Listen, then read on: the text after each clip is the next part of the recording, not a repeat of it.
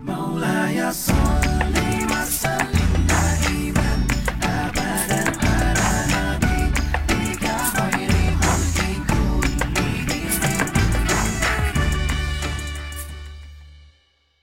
أعوذ بالله من الشيطان الرجيم بسم الله الرحمن الرحيم إن الله لا يغفر أن يشرك به ويغفر ما دون ذلك لمن يشاء ومن يشرك بالله فقد افترى إثما عظيما.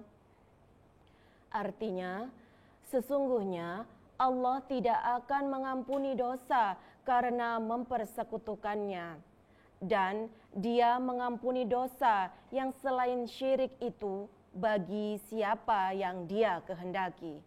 Barang siapa mempersekutukan Allah, maka sungguh dia telah berbuat dosa yang besar. Quran Surat An-Nisa ayat 48.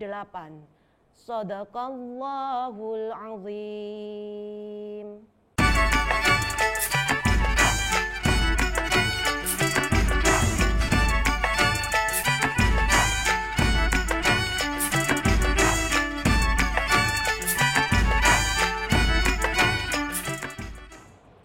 Assalamualaikum warahmatullahi wabarakatuh. Waalaikumsalam warahmatullahi wabarakatuh. Cahaya pagi, buka mata, buka hati. Yuk ngaji yuk. Yuk. Masya Allah, pagi-pagi lihat yang ijo-ijo segernya. Kalau boleh tahu, adik-adik yang cantik sama taman ini dari mana? TPQ Hidayatullah Gunatama Surabaya. TPQ Hidayatullah Gunatama Surabaya. Nah, sudah kenal sama yang ada di samping saya? Sudah. Sudah terkenal ya ternyata. Terima kasih. Ya, adik-adik semuanya, ini adalah Kak Rika yang nanti akan memberikan informasi ke kita suatu hal yang sangat penting untuk kita dengarkan, kita cermati bersama-bersama dengan Mulia yang sangat cantik hari ini pakai baju kuning, gak kalah seger ya sama adik-adik yang ada di depan kita. Kalau boleh tahu adik-adik yang ada di depan apa kabarnya? Baik, alhamdulillahirabbil alamin. Mulia apa kabarnya? Sehat. Adik-adik yang ada di rumah apa kabar? Semoga senantiasa diberikan kesehatan. Nah Kak Rika, kali ini kita akan membahas suatu topik yakni syirik itu gak asik. Syirik itu gak asik. Nah kira-kira seperti apa pengertian dari syirik itu dan kisah yang akan diceritakan oleh Kak Rika? Kita dengarkan bersama terlebih dahulu tausiah dari Kak Rika. Bismillahirrahmanirrahim. Assalamualaikum warahmatullahi wabarakatuh. Waalaikumsalam warahmatullahi wabarakatuh. Alhamdulillahirabbil alamin wa bihi nasta'in ala umuri dunya waddin wa ala alihi wa sahbihi ajma'in. Sahabat kisah, kali ini Kak Rika berjumpa lagi dengan teman-teman yang ada di rumah maupun di studio. Semoga Allah memberikan kita kesehatan dan memberikan kita usia yang berkah dan masih bisa mendengarkan kisah-kisah orang-orang yang mulia. Kita mulai yuk. Kali ini cerita datang dari negeri yang sangat jauh. Tunggu. Kenapa? Aku mau cerita dulu. Mau cerita apa? Gini loh Kak Rika, kemarin itu aku diajak teman-temanku. Diajak kemana? Naik sepeda. Terus? Terhenti di bawah pohon. Di bawah pohon ngapain? Itu teman-teman ngeluarin nasi, Terus? lontong, Heeh. jajan, Terus ngapain? duduk memutar. Oh, duduk berkeliling di bawah pohon. Iya, Ngapain? baca gini. Tangannya itu gini loh tangannya. Begini. Oh, nyembah-nyembah gini. Iya, terus aku nggak mau. Terus kamu di mana? Terus aku itu keluar, tersembunyi. Terus aku teriak-teriak. Tuyar, otraan. Oh, gitu. Aku takut. Takut kenapa? Kan mereka nyentak-nyentak pohon. Nyembah-nyembah pohon buat apa? Minta sepeda, minta tajuk taruh. Oh, tunggu. Berarti Mulia nggak mau diajak main sama teman-teman untuk nyembah-nyembah pohon supaya nggak syirik. Iku, sirik iku apa sih? Nah, kali ini kisah datang dari negeri yang sangat jauh, yaitu negeri Babilonia. Negeri yang dipimpin oleh seorang raja yang menganggap dirinya sebagai Tuhan. Kenapa? Si Namrud ini, dia tidak pernah sama sekali kalah perang. Dia selalu sehat dan dia memiliki fisik yang kuat. Dia menguasai negeri dari ujung timur sampai ujung barat, dari utara sampai selatan. Dia memiliki pasukan jika berdiri sepanjang 35 km, bukan satu persatu, tapi batalion. Pasukannya sangat kuat. Dia tidak pernah sakit dan dia tidak pernah kalah berperang. Dia memiliki kekayaan yang sangat luar biasa. Setiap orang yang meminta kepadanya, dia akan kasih, tapi dengan syarat menyembah dia sebagai Tuhan. Oh gitu. Nah, Namrud ini suatu ketika dia bermimpi. Di dalam mimpinya ada seorang anak kecil mendatangi. Kemudian dengan lucunya si anak kecil itu datang dan Namrud pun mau memeluk. Mahkota yang dia kenakan jatuh. Kelondang gitu. Ya, karena dia bermimpi mahkotanya terjatuh, dia berpikir mengumpulkan para penyihir-penyihirnya dan bertanya, ada apa? Apa arti mimpiku? Dan penyihir itu pun mengartikan akan ada seorang anak kecil laki-laki yang lahir di Babilonia yang mengancam mahkota dan kekuasaan Namrud. Akhirnya Namrud pun mengeluarkan sebuah perintah.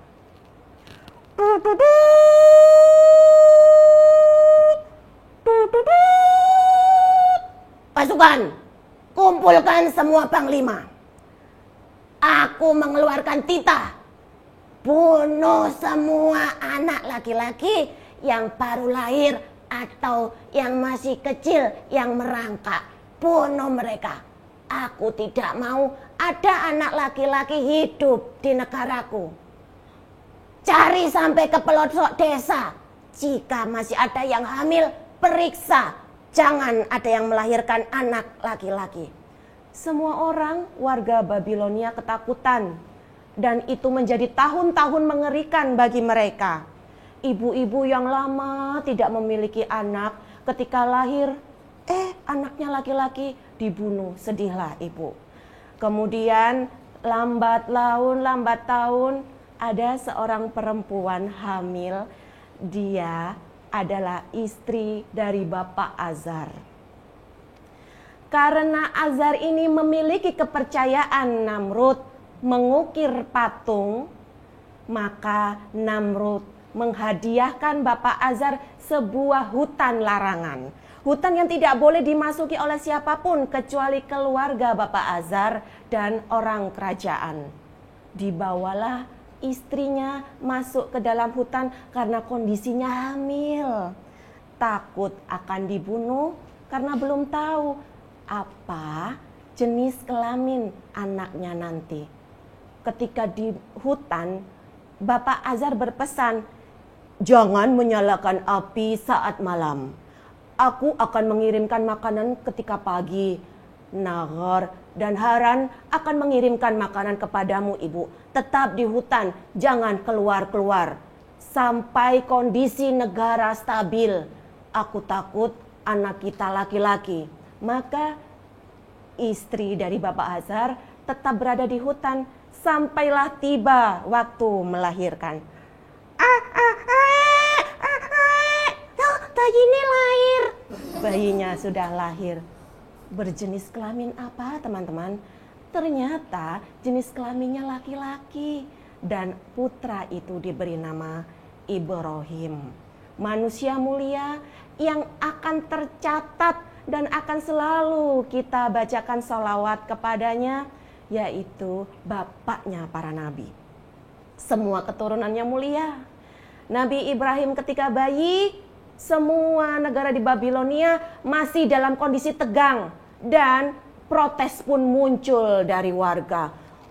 Wahai raja, kalau terus-terusan anak laki-laki dibunuh, negara kita nanti jadi negara perempuan. Kita tidak punya anak laki-laki, semuanya sudah pada tua-tua, semuanya semua perempuan. Oh iya, Baginda, bagaimana kalau diizinkan kami untuk punya anak laki-laki? Setidaknya ini kan sudah bertahun-tahun, pasti sudah tidak lahir lagi anak yang akan mengancam kekuasaanmu. Kemudian Namrud pun luluh dan perintah untuk membunuh anak laki-laki dicabut. Semua bergembira dan tahun ketakutan akan kematian anak laki-laki sudah tidak ada. Kemudian Haran dan Nagor, kakak Ibrahim, menjemput Ibrahim untuk pulang ke rumahnya. Karena lama di hutan, Nabi Ibrahim terheran-heran. Banyak orang yang berpoles, dandan, rumahnya bagus-bagus, tidak seperti dia saat di hutan.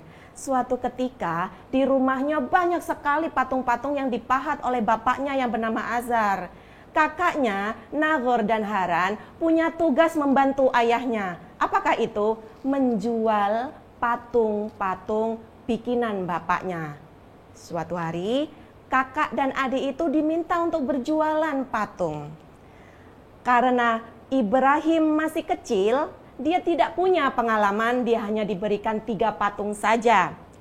Kakaknya berangkat, kakaknya yang satu juga berpesan kepada Ibrahim. Dek, nanti kamu jalan di sebelah sana ya, aku di sebelah situ. Jangan bareng, nanti biar dapat uang banyak. Oh iya, nanti jualnya jangan mahal-mahal ya. Ingat, ini patung terbaik bikinan bapak, orang nomor 1 di Babilonia. Siap kakak, aku mau berangkat dulu. Aku nggak boleh ikut. Nggak boleh, kamu jalannya sebelah sana, aku yang sana. Berangkatlah mereka keluar rumah untuk menjual patung-patung. Dan ketika dibawa patungnya harus dipondong seperti ini. Oh gitu? Iya, karena itu Tuhan bagi mereka. Ibrahim yang kecil, yang disuruh jualan dan belum pernah sama sekali punya pengalaman, dia kelelahan. Akhirnya dia punya ide. Ketika duduk, dia melihat seutas akar panjang dan melilitkan akarnya di leher patung. Kemudian patungnya diseret. Tuhan, Tuhan, siapa mau beli Tuhan? Tuhan, Tuhan. Sampai diseret dan lecet-lecet. Ada nenek-nenek yang lewat. Aduh, itu Tuhannya kok jangan diseret-seret. Sini, tak beli. Berapa itu? Jangan diseret, itu Tuhan kita. Kamu itu anaknya siapa? Aku anaknya Azar, Mbah. Aku disuruh jualan patung. Ini bukan patung, ini Tuhan kita. Nggak ngerti, wong itu patung kok. Aku disuruh jualan. Ya sudah, berapa ini tak beli?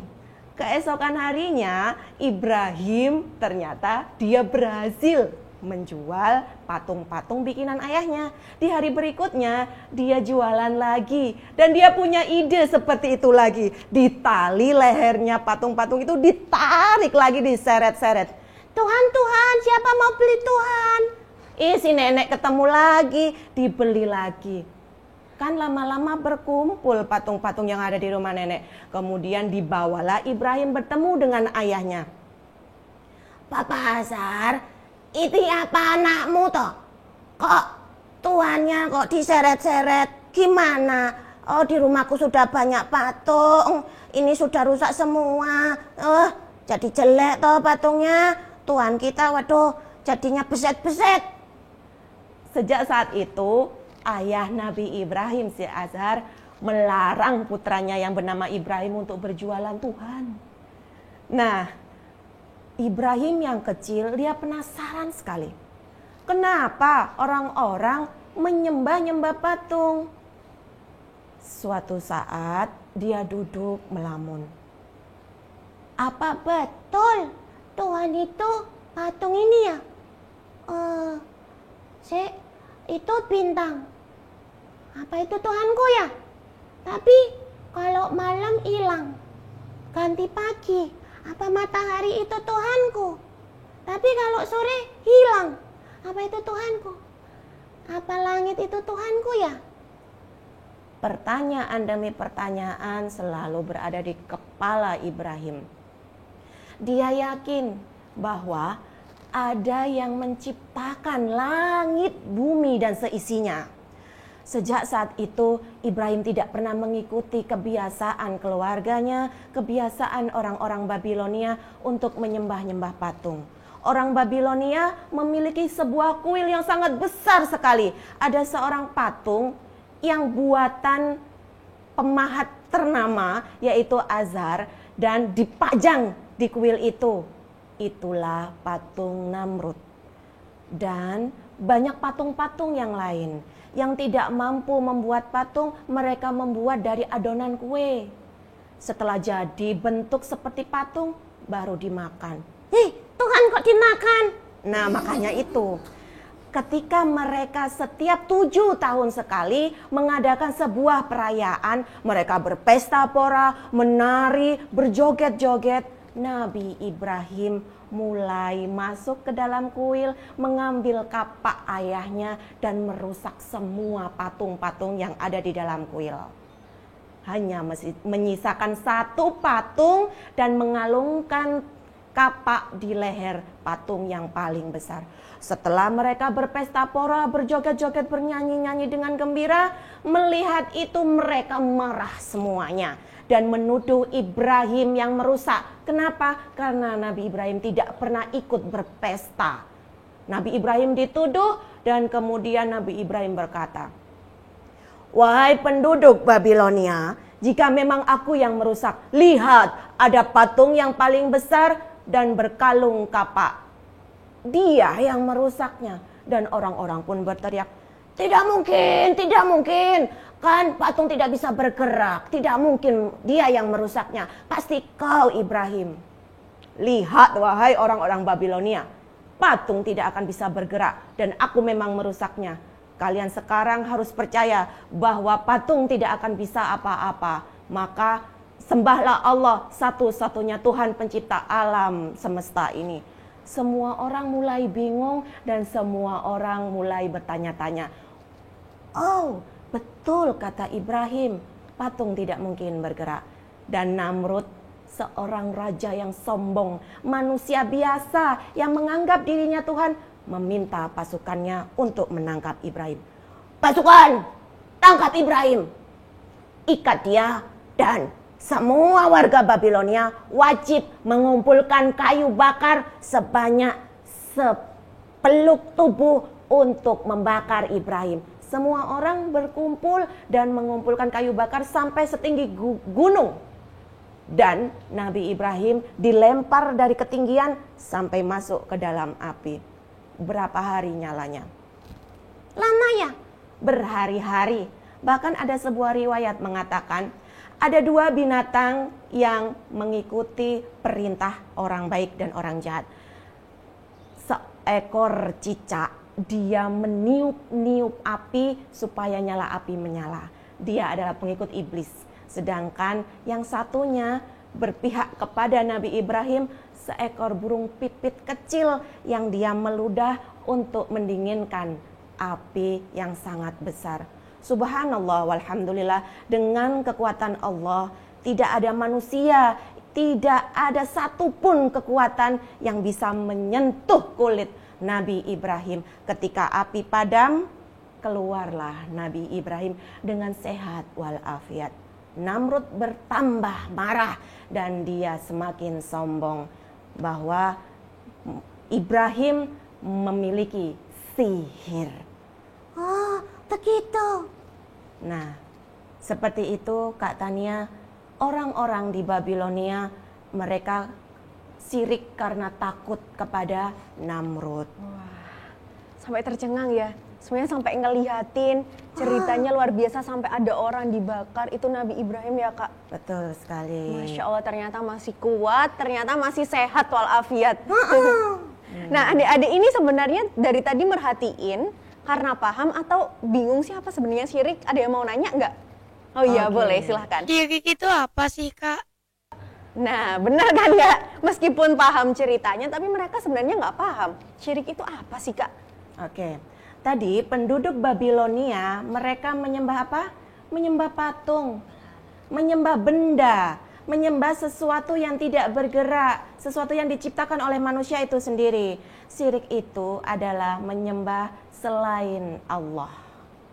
Menyembah patung, menyembah gunung, menyembah matahari, dan segala benda yang ada di bumi yang bukan ciptaan manusia, yang harusnya mereka tidak boleh menyembahnya, tapi mereka sembah-sembah pohon gitu.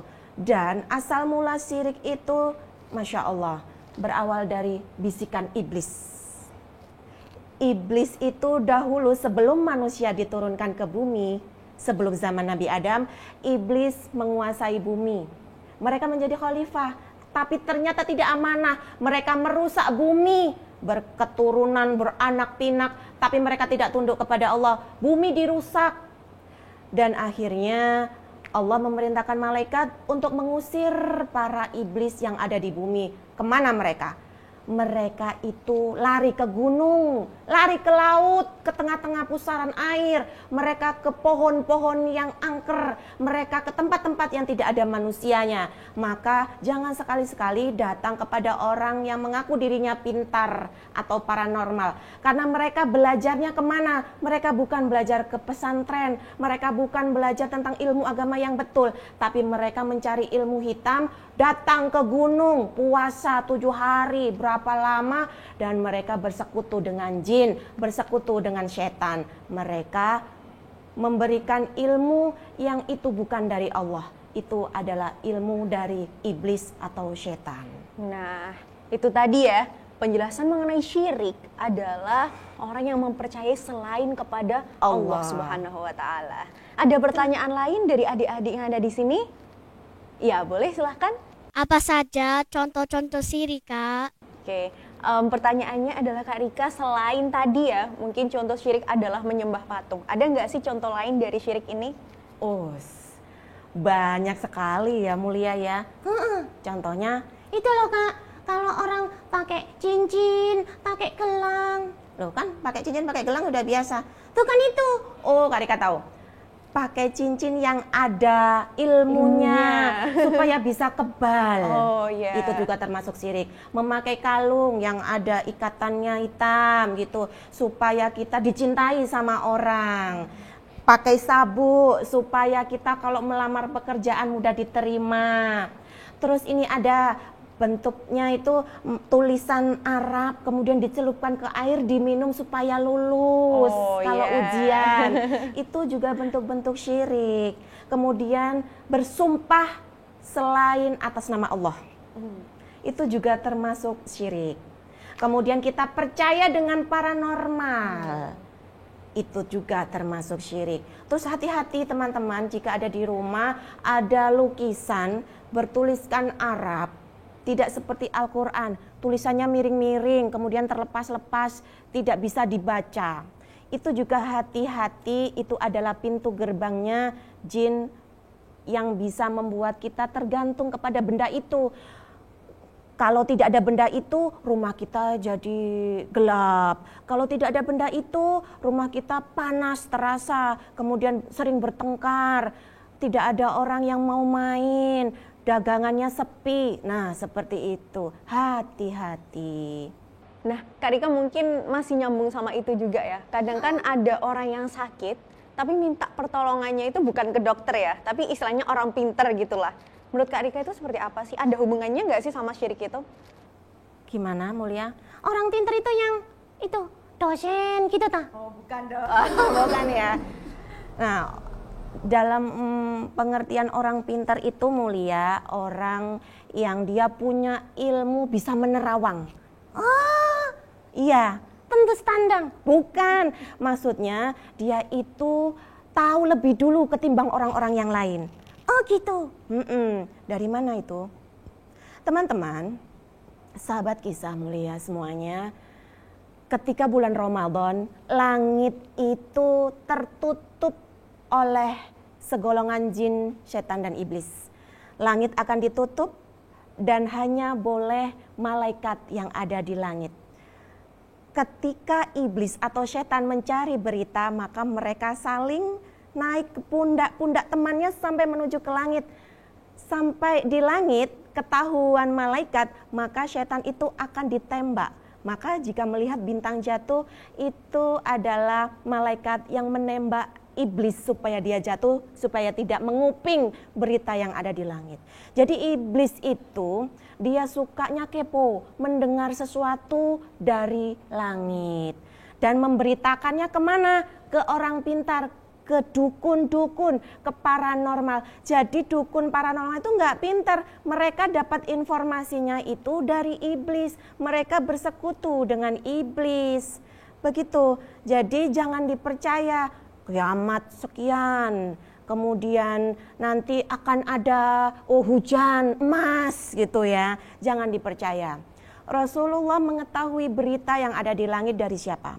Dari malaikat Jibril. Tapi Rasulullah tidak langsung memberitakan karena Rasulullah adalah orang yang amanah. Ketika umatnya bertanya baru diceritakan dan menjadi hadis. Begitu. Tidak serta-merta langsung diberitakan. Nah, ketika ada orang yang sakit terus minta pertolongan supaya sembuh, itu juga termasuk perbuatan syirik.